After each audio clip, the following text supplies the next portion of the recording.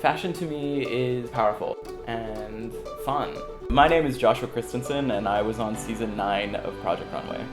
You know, I don't have one of those stories where it was like, oh, I was 3 years old and I totally wanted to be a designer. Like, no, I was always creative, but I never thought to myself, oh my gosh, I could make clothes for a living. I could do this and make money and survive, you know? I mean, I was about 28 when I decided to change my life entirely. I was in banking and finance for about 6-7 years. You just reach a point in your life where you're like, I'm miserable, right? I can't go home and be like, hey, look at these numbers I crunched. It was amazing. Eventually, it just got to the point where I was I had to do something different. I quit my job in Utah and I moved to LA and saw the Fashion Institute of Design and started school all over again. I felt like you have to do things that you've never done before if you want to be great. At the time, the Fashion Institute of Design didn't have any menswear programs. I kind of got tired of doing these women's clothing, and I was like, I can't wear any of this. I really wanted to do men's clothing, and I just read every book that I could, made my own patterns, and started doing my own collections.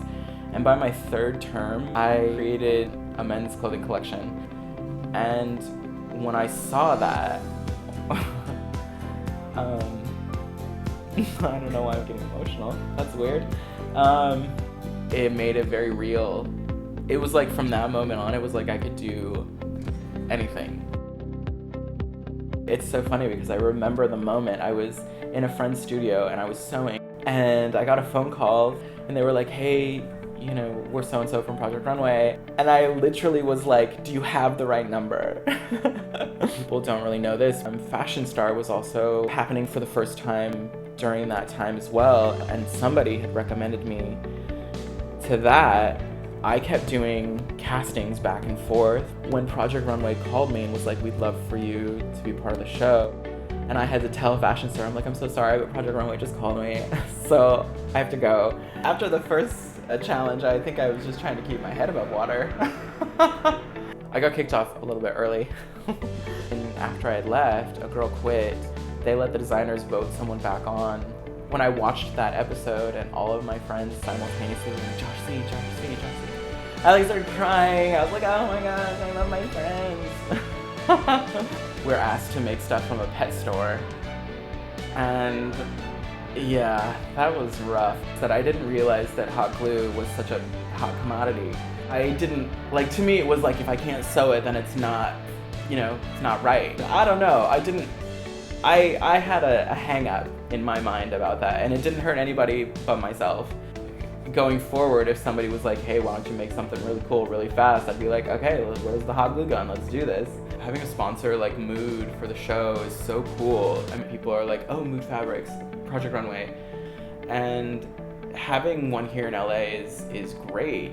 You have a lot of doubts, and I did, because being on a show like that, at the time, it's so devastating. You're like, oh my gosh. And I think something that I learned very quickly is just the opinion. What if Heidi Klum can make me feel like shit? I can do anything now. Nobody can hurt my feelings. Very few understand what you've gone through. The filming and the interviews and the tears and the laughter and so many different things that only you know what that's like. And coming off of a show like Project Runway, there's quite a few of us now. As soon as we were done filming in New York, that's sort of when, you make a whole new choice to work for yourself. Even where I'm at, we're at the level where I've, developed a base and a clientele, and I try my best to make sure that it's something that is marketable and something that is cool and unique and special and something that is me. I do collections every year. I threw an event here in LA last year, and Mood was a sponsor. It's nice to know that I'm moving in a direction that is me.